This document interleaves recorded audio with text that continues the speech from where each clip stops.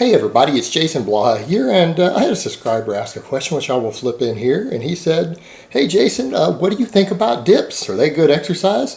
They seem to be making my triceps bigger." So let me put on my +5 hat of weaponsmithing. Let's do a little bit of crafting, and let's talk about this. I happen to love dips. I think dips are a fantastic exercise, but interestingly enough, I don't automatically program them into all of my cookie cutter training programs. In fact, I don't program them in there at all, which might seem like a bit of a contradiction.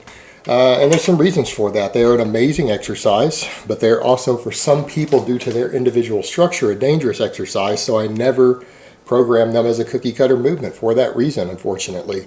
And we'll cover that near the end as far as the dangers. But as far as dips go, they are one of the best upper body mass builders you could possibly do, particularly when you start doing weighted dips. Fantastic, and there's some reasons for that. I've heard many people describe them as squats for the upper body, and I like that. I like that a lot.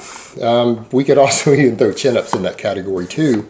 The reason these exercises fall into that category is something that Russian physiologists noted years ago during the Cold War. People need to remember the Russians, due to the Cold War and everything that was going on and trying to beat the United States in the Olympics and produce better, stronger athletes than us, and they were pretty good at it, they left nothing unturned. They put extensive amount of money and time and scientists into studying how to get bigger, how to get stronger, how to get faster, how to do all these things. They did pretty much, that was the biggest, how do I say this?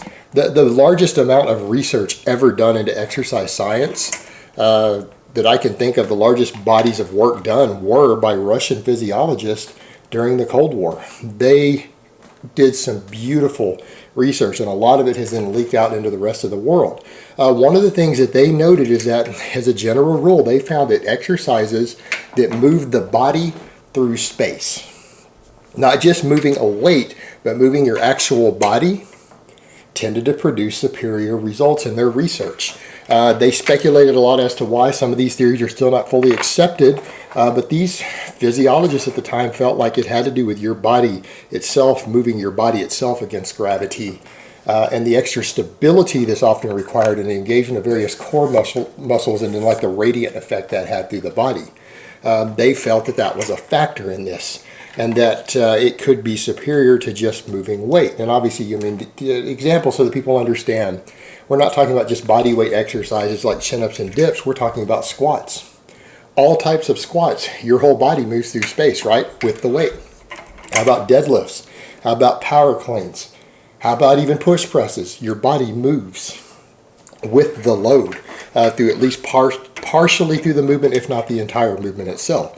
All of these exercises count, and these are all exercises that we think of as tremendous size and strength builders. Well, chin-ups, pull-ups, dips, all of that fit in there. Dips, however, obviously work many of the opposing muscle groups of the chin-ups and things. But they felt that these exercises were generally superior. And you know what? They applied that, and they produced some damn fine athletes as a result of it. And the reason for a lot of that is, again, the extra stabilizers required. And I don't mean the stabilizers like people think of, oh, well, I could just do dumbbells to work stabilizers, but you're moving a lighter weight. I'm talking about exercises in which you can move tremendous amounts of weight, all of these exercises, but because the body itself is moving, you have other muscles involved that aren't involved with moving the weight or limiting the amount of weight being moved. It's because they are also loaded. And since your body is moving, it tends to move little smaller muscles all through there. Different parts of your core get worked effectively.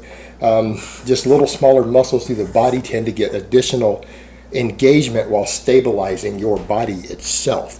And that tends to produce bigger, stronger athletes overall, because again, they tend to have fewer weak links through their kinetic chain because they're working more of the body while doing these big exercises without removing load from the primary movers. That's the big difference. When you take something like a dip, when you think about it, are you really reducing load off your pecs or triceps doing a dip by stabilizing your body? No, you can still move some tremendous weight. There are people who on their dips actually move more weight than their bench press. I've known guys who do it. When you think about their body weight that's added to the weight they're putting on the plates, there are plenty of guys out there who lift more than their bench press. So they're certainly not any weaker on it, right? Those stabilizers aren't making them weaker and using up any of the load, but they're also getting work. And those little stabilizers add up as far as putting muscle on you, putting strength on you. It tends to leave you with fewer weak links in your body. So when you think of an exercise like the dip, it works a tremendous amount of muscles. It is an amazing mass builder for your pecs, your front delts, your triceps. I mean, how many guys do you know who are strong on dips who have weak triceps? Even the ones that are more chest focused, or they're leaning forward more with a lot of weight, they still tend to have big, thick, full triceps if they're strong on the dips. Great overall size builder, but they're not just limited to those primary movers. They involve a lot of core. They can even involve some muscles of the upper back and stuff more than a lot of presses do, just like chin-ups.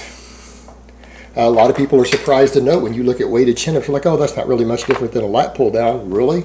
Till you start looking at EMGs and see that the chin-up activates muscles that do not get activated on lat pull downs. Chin-ups activate the upper chest. What?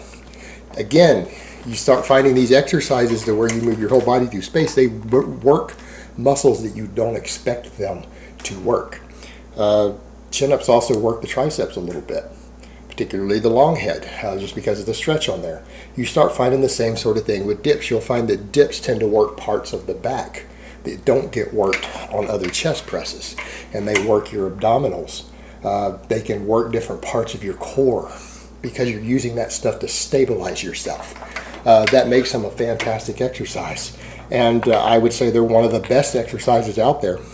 I mean, if I had to name the two best exercises for the upper body because they work the most muscles through the upper body, I would have to say the weighted dip and the weighted chin-up. Right there. Top two. Not far behind it would probably be something like a push press.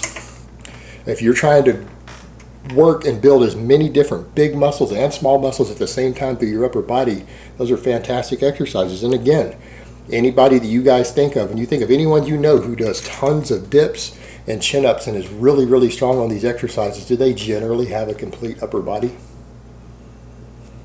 When you think about it, you guys that you've met over the years, the guys who are really good at those exercises, they tend to have pretty well-developed upper bodies as a general rule.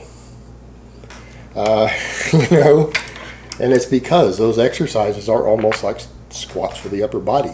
They don't really leave any weak links in there. If you're doing a couple different ones like that together, dip and the chin up both, they don't leave any room in your upper body to have a weak link because everything gets worked and everything has to get worked to get good at them. So I love dips. They're a fantastic exercise. I probably do, I would say on average, I probably do 100 dips every week myself. Just a ballpark figure, just body weight ones, not counting any that I add chains and stuff too. I love dips, they're fantastic. And that's about my average for a week is about 100 total dips. Big fan of the exercise. The problem, not everyone can structurally do dips. There's two potential problems with the dip that people need to factor in.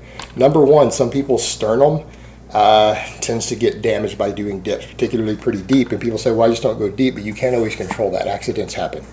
And sometimes it's right at that bleeding edge, and you start getting stronger and stronger on weighted dips, and you end up cracking or fracturing your sternum. And what I would tell people is, because of that, if you ever feel pain right here in the middle of your chest, right there between the pecs, when you're doing dips, or particularly after you finish a set, you need to proceed with caution. And you might want to stick to purely body weight dips if that happens to you, or even consider cutting the dips out. And I hate to have to take a fantastic exercise like the dip and tell people, hey, you might not be built to do this exercise, you'll have to do something else, just because of that risk. But it's true, it does happen, and it's a decent percentage of people, about 1 in 10 guys can't do it. And I have seen actual 2 cases of guys who did fracture their sternum actually doing dips. A lot of people just end up with some inflamed cartilage. Some of them it actually fractures. But either one's not good. If you're getting inflamed cartilage in your rib cage somewhere, it's going to affect your ability to train. It's going to affect your ability to exercise in general. So it's just not worth it for you.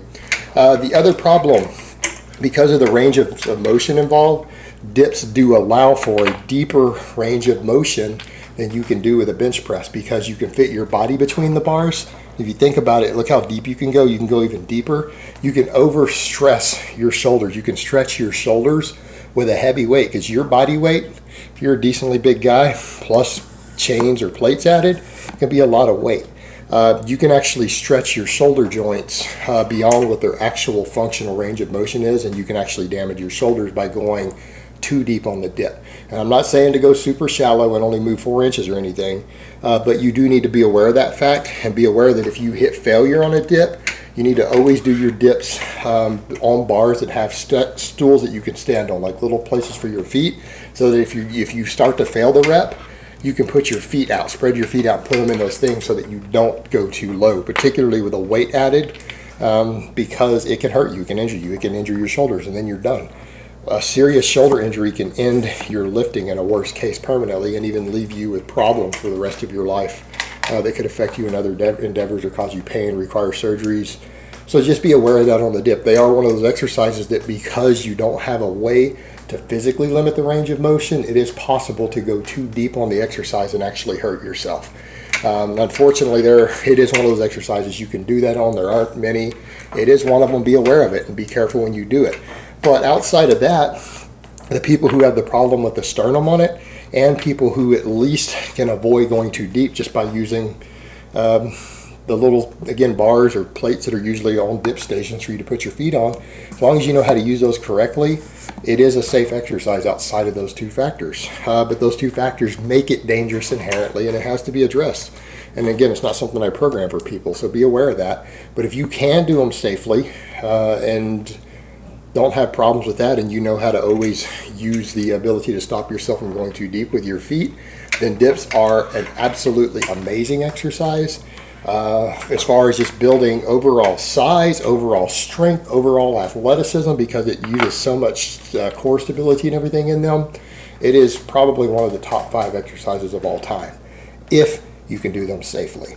So that's how I feel about dips. That's what I think about dips. And I think it's fair to say that if you have lagging chest or triceps and you can do dips, getting strong on dips is a real good place to start to fix those. All right, guys, but that's really all I have to say on that today. I hope it's been informative, and I will talk to you guys next time.